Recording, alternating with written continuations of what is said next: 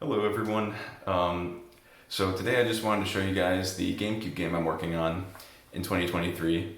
I've been working on the game engine for a while now, and so now that most of the features are in place, I feel like it is finally time to start working on a full game using the engine. The game engine is called Octave. It is a multi-platform 3D game engine built in C++. And so it runs on Windows, Linux, Wii, 3DS, and GameCube, and hopefully some more platforms in the future. But for this first game I'm working on now, I'm really only focusing on getting it running on GameCube first, and then hopefully getting it on all the other platforms later. So yeah, so without further ado, let's get into it. Okay, to start things off, we'll talk a little bit about why I'm making this game in the first place, and what the game even is. And then I'll show some demo footage running on Windows, and after that we'll pop into the editor for a little bit, and finally we will get the games running on other platforms and check those out. The GameCube is really hot right now, and there's a ton of nostalgia for it, and that is partially why I decided to make a game engine for GameCube. I have such fond memories of the system, and it has a ton of amazing games, but there's also some other reasons why I decided to make a GameCube engine, and mainly is like I want other people to use my game engine, and that's not really it's not possible when you're competing with other game engine powerhouses like Unreal, Unity, Godot. There's a lot more man hours that have gone into them, and there's gonna be way more polished. But as far as like the retro console space, there really aren't too many 3D game engines out there. So I thought this might actually help people make games. So that was also a big driving force. And also I've loved making homebrew games for the longest time. One of my first homebrew games was for Game Boy. It was a little platformer that was a pretty short game, but it was a ton of fun working on. And I also made some homebrew games for the Sega Genesis and the Game Boy Advance. And yeah, it's just always fun seeing your code run on the actual hardware for sure. My goals for this project then are to make a medium-sized game for GameCube, and then hopefully other platforms as well. And it will be a great way to test all the features in the engine, make sure things are working correctly, and if I add new features in the future, I'll always be able to come back to this game and test that they're working correctly. It'll be like a really good smoke test. And also, I just want to make a game. I mean, making games is so much fun, so you really don't need another reason besides that. And so for this game, I decided to make a mix between a card game and an auto battler. I've always found it interesting watching computer-controlled characters fight each other in video games. I think Digimon World on the PlayStation 1 was my first experience with this. And yeah, ever since then, I've always gravitated to those sort of games where the monsters fight each other. And also, I love card games. I used to play a lot of Yu-Gi-Oh! But also, when video games add card mechanics, I think it makes them really unique and interesting and usually a lot of fun. So that's kind of why I ended up going down this card battler / auto battler route for my new game here. And my new game is essentially Yu-Gi-Oh! Except the monsters fight on their own. And instead of having alternating turns, both players make their moves at the same time, and then there is a resolution step that happens where the spells and the monsters get played. So let's go ahead and show some gameplay footage to demonstrate what I mean. Okay, here we are in Windows. Yami is just the code name for the project, but let's hop into a bot match real quick. Okay, and this is the battlefield. So I'm on the bottom left, I'm the blue, and my opponent is the reddish orange on the top right. The little spinning things are the monster spawns, and the crystal is like your nexus that you're trying to defend or destroy your opponent's nexus. So here, let's summon a monster first. I only have 1 mana, so I will just play that, and I'll end my turn. So that was the preparation. Now it's the action phase where things get summoned or spells take place. And now we're in battle. I'm just going to fast forward through it. That's a feature I'm going to keep in the real game. It's not just a debug feature, but like, you know, sometimes things get boring, so you just want to fast forward through them, and that's okay. So anyway, can't really do anything. Don't want to do anything anyway, so I'll skip. Okay, the opponent just recalled my monster back to my base. That little trail of like grass that he leaves behind will heal any plant monsters that are in it. And okay, so we have just like a base rush right now. They avoid each other. But I can summon the squid guy here to defend my base. And by the way, the game is a little boring right now, and I'm definitely going to iterate on the gameplay. But at the end of the day, it's definitely going to be like an auto battler with monsters and cards. But if you have any ideas of how to make this better, or any just cool concepts I can try out, let me know in the comments for sure. But yeah, I think it's still just interesting watching them fight. So even if this is all it ends up being, I think it could still be okay. I think I might want to also separate the monsters from the spell cards, kind of, because it seems like a lot of the times you play your monster cards and then you don't have any mana to do anything, like to buff or attack an enemy. So I might also make it like a monster tamer kind of game, where like you have a party of monsters, and those like persist out of combat, kind of like they gain new skills and abilities. But yeah, I haven't really locked in on anything yet. I do like the simplicity of just monsters being cards, and you know, it's a little easier. But anyway, okay, so we've got some combat going on at my opponent's base. The squid guy likes to summon those big gusty AoE spells. I'm gonna kill the flower guy. Oh, okay, so he just got silenced. It cancels his cast.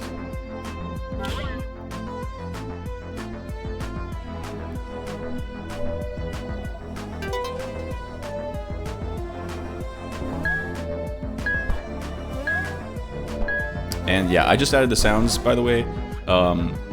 They are pretty rough, so I'll definitely have to iterate on those. And also, just in general, the art. I'm doing everything myself, so it's not going to look that great.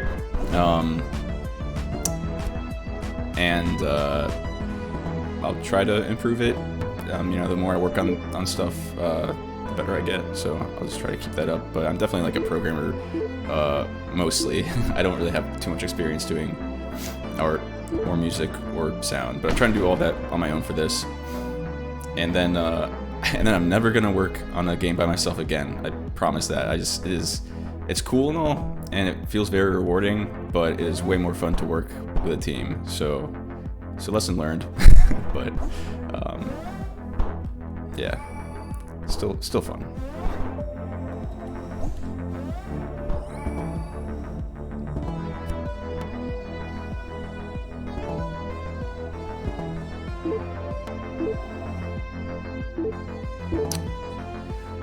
Pretty close right now on the score. Right now it's set to a limit of 10 rounds, and after the 10th round, just whoever has the most health wins on their Nexus. So maybe that's the thing that could change in games. Like in some battles, the max number of rounds will be higher. I don't know.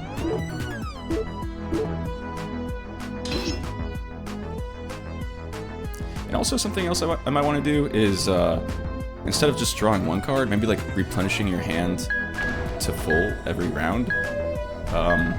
Could definitely give you more options.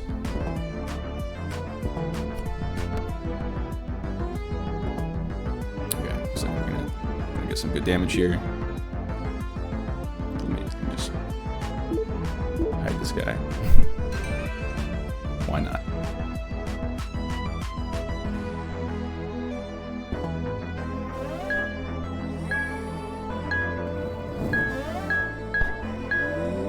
Okay, and we won.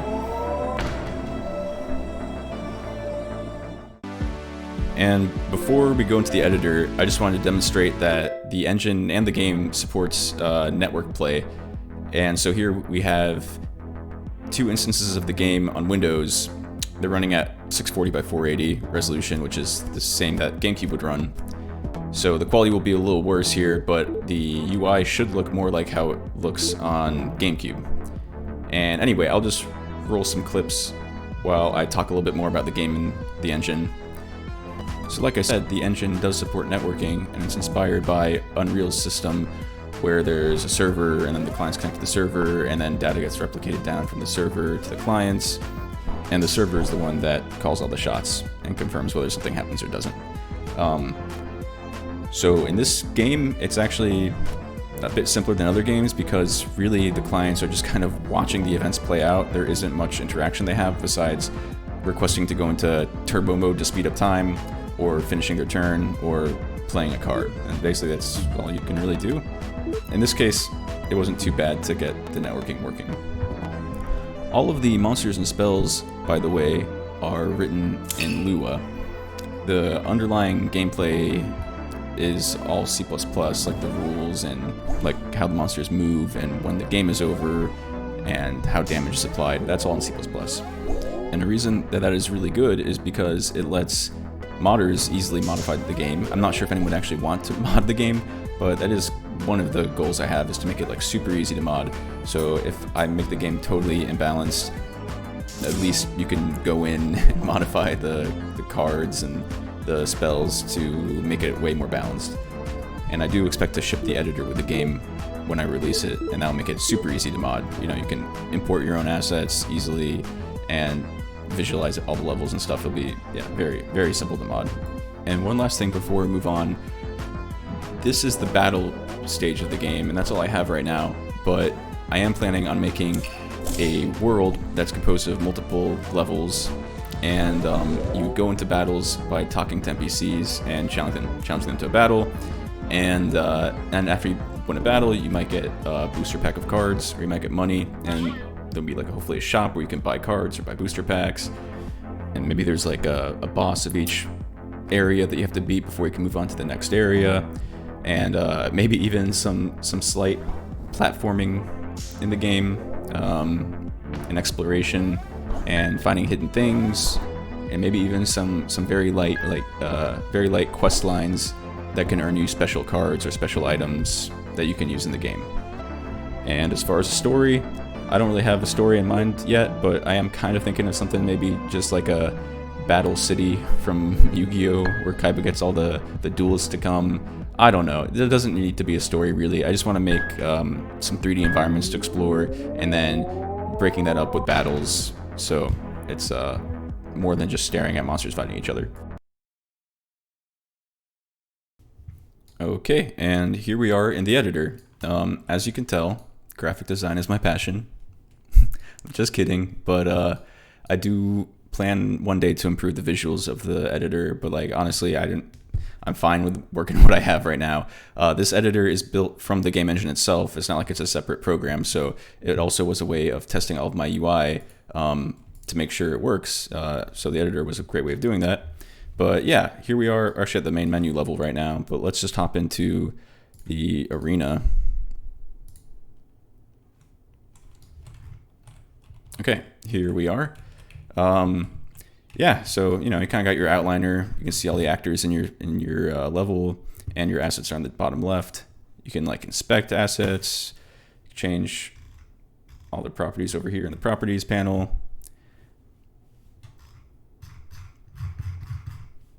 As far as like navigation and stuff, it's very similar to Unreal, where you can WASD around, but also it has Blender style controls where you can middle mouse to orbit.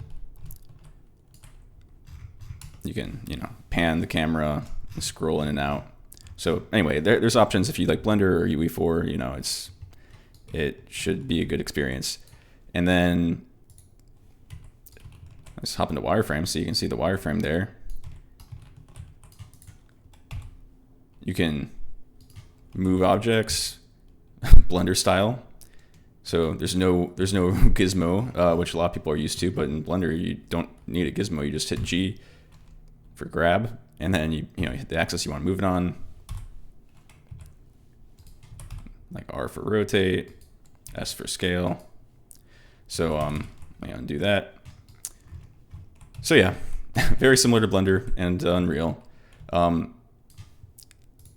just want to show maybe the blueprint editor. So I use blueprints, and they're not quite like Unreal's blueprints. They're really just a collection of components that you can save. And it also works well to keep track of references between different objects. Okay, yeah, real quick, I'll open up a blueprint just so you can see the blueprint editor. Let's go to like monsters. We'll go to the vine walker. Yeah, now we're just working only with the blueprint itself. And you can see all of its different components here, like its capsule collision, the main mesh. You got like a little leaf cloak here.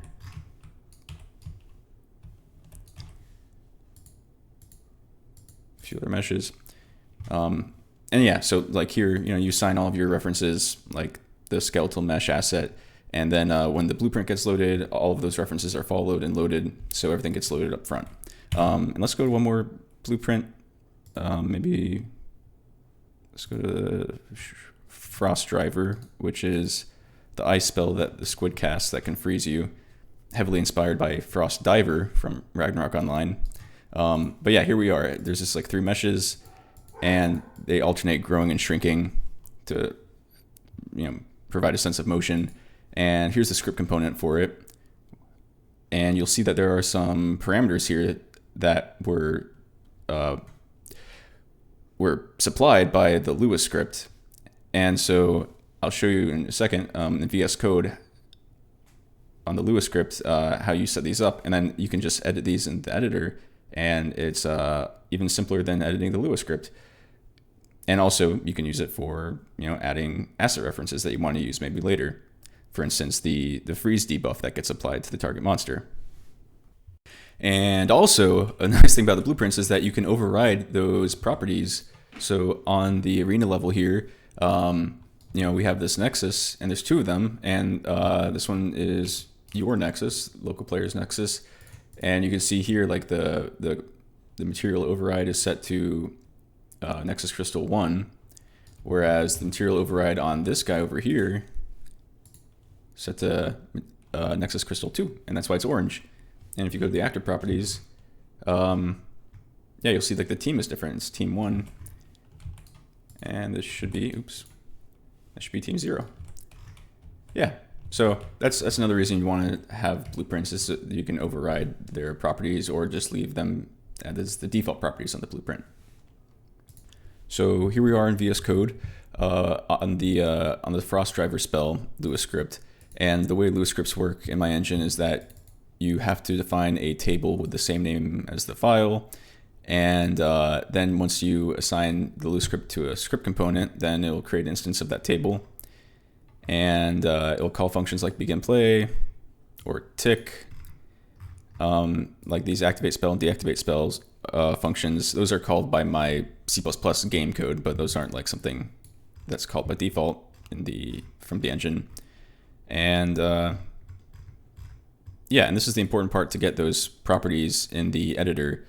You just have to implement a gather properties function, and you just add them and tell them what type they are, and then you can edit them on the blueprint or a specific instance, but just wherever that component can be accessed.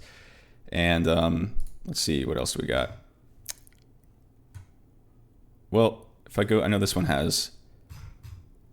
So this one also has multicast functions that can be called for network-related things, like to play the explosion when the seed bomb spell explodes, or just to correct its position. And also, it just has its state replicated. So these are similar to gather properties, but these are specifically for the networking purposes. And I almost forgot to show the most useful feature of my editor, which is the ability to play an editor. So if I just hit play, okay, we are in game now. And you can play just like a normal game. And the cool thing is you can eject just like in Unreal. And you can move around, and you can inspect things. Like I can kill this monster right here. Okay, I lagged a little bit because I'm in debug mode on my editor, but yeah.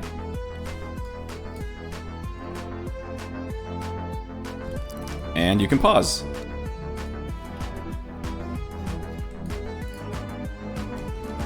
You can move a monster faster over here. And you can hit F10 to frame step.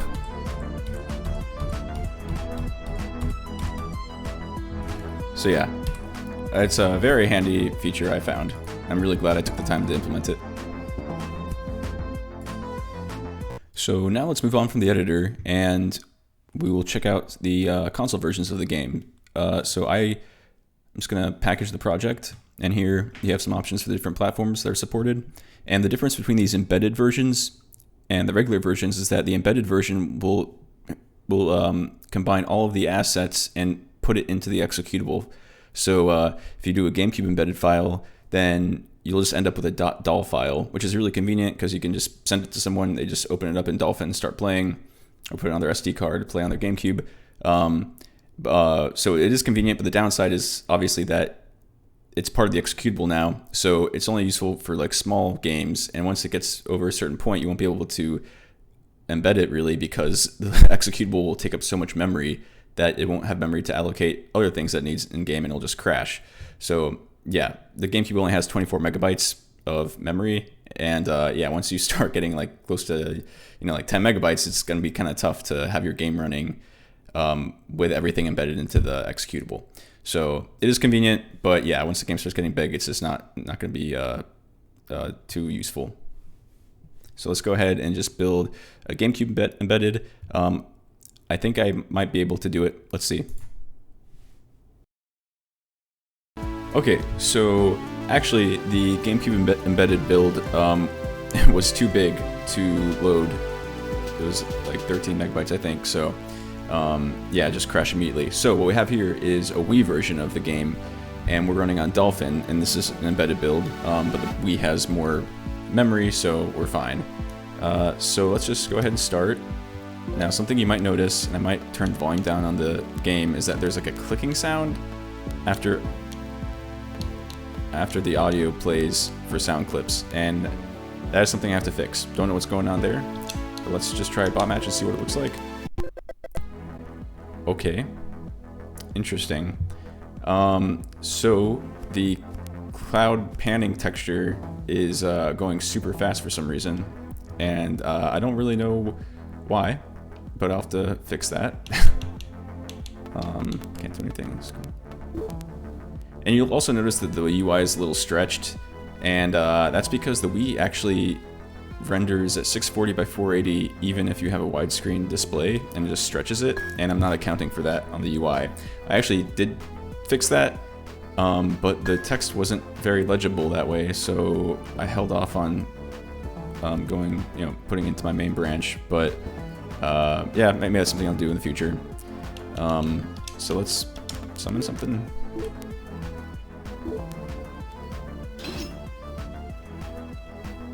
Speed it up a little bit.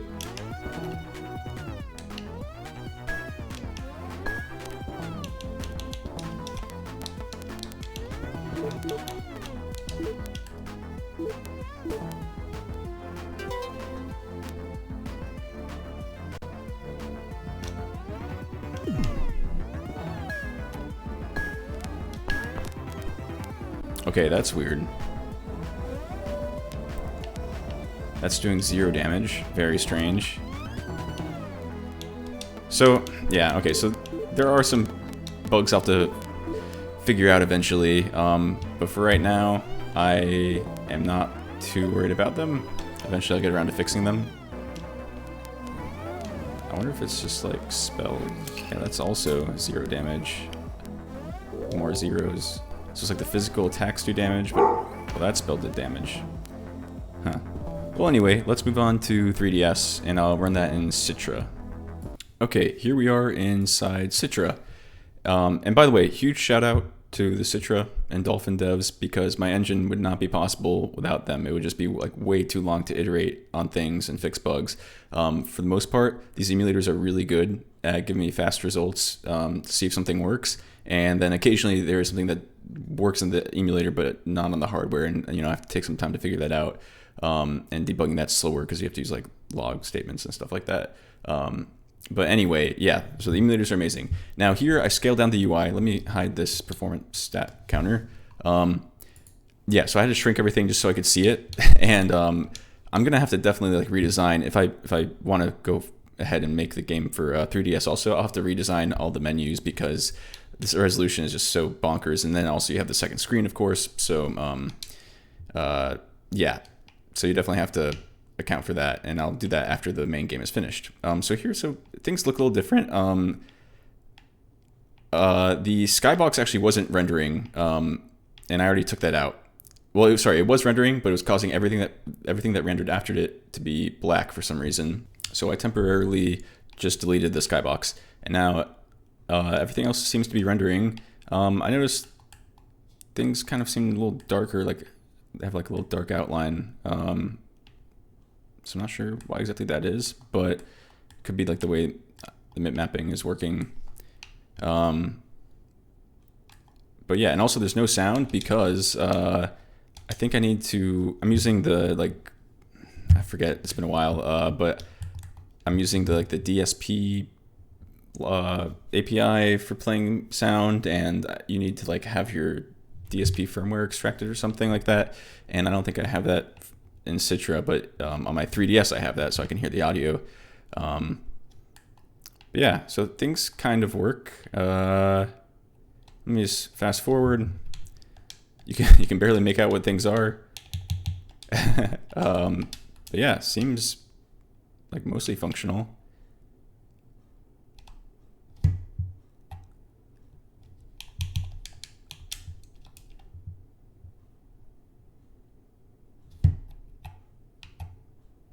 Okay. Wait, hold on. Was this were the spells doing 0 damage?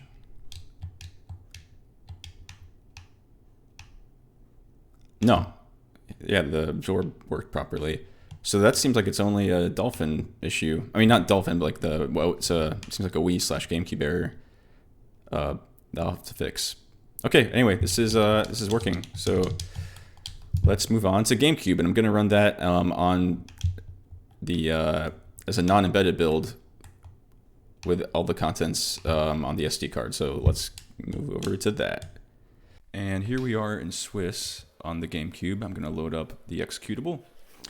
And this is the loose version that has all the files separate. And by the way, my engine doesn't support ISO exporting or DVD reading. And that's kind of a limitation with devkit. Well, libogc, it doesn't have an easy way to read from the DVD, which is through a file descriptor. Instead, you actually have to read the sectors individually. So it's possible to add DVD support, and I want to, but it'll take some research to do that. And yeah, so we still got the cloud panning issue. It's like going way too fast. I'm noticing that text is kind of hard to read, so I'm probably gonna have to adjust the UI a bit more to make it a little more zoomed in, so you can actually read the descriptions better. And you're gonna notice that there's a huge pause whenever something loads, and there's 2 reasons for that. One is that I'm not loading these assets asynchronously. I was looking at the game Lost Kingdoms, for instance, and whenever you draw a card, the game starts asynchronously loading everything needed for the next card that's going to be drawn. And I have to do something like that. I already support asynchronous asset loading, so it shouldn't be too hard. I just have to make the appropriate calls in the appropriate places. And the second reason why it's so slow is just because I'm using a really slow SD card. I'm actually using the CodeJunkie's SD Media Launcher, and that requires like a really slow SD card to work. But I think what I have to do is I have to install that thing that plugs into your peripheral port on the back, and hopefully that will make it about as fast as the DVD reader. But anyway, that's pretty much it. That is a proof of concept working on GameCube, and now I just got to finish the game and then polish it and then write some documentation and make some tutorials for the engine, because I really can't wait. That's what I'm looking forward to the most, is actually getting some tutorials out and getting people using the engine. Right now, the engine, I do have it on GitHub, and the one on GitHub is actually an older version, but once I finish the game, then I'm going to update the public repo. Hey, if you made it this far into the video, thanks for watching. It really means a lot to me. If you want to like the video or subscribe to the channel, that helps out a ton. And I will be posting more videos in the future. I'm posting a few more devlogs before I release the game by the end of the year. And aside from that, I'll post a few tutorial videos on how to make games using my engine, specifically the Lua side of things. And beyond that, I'll probably post a few videos, maybe porting the engine to a few different platforms, or adding new features to the engine, like a material editor, or post-processing effects, or just things like that. So if any of those things sound interesting, then maybe consider subscribing, and I'll see you guys in the next one. Bye.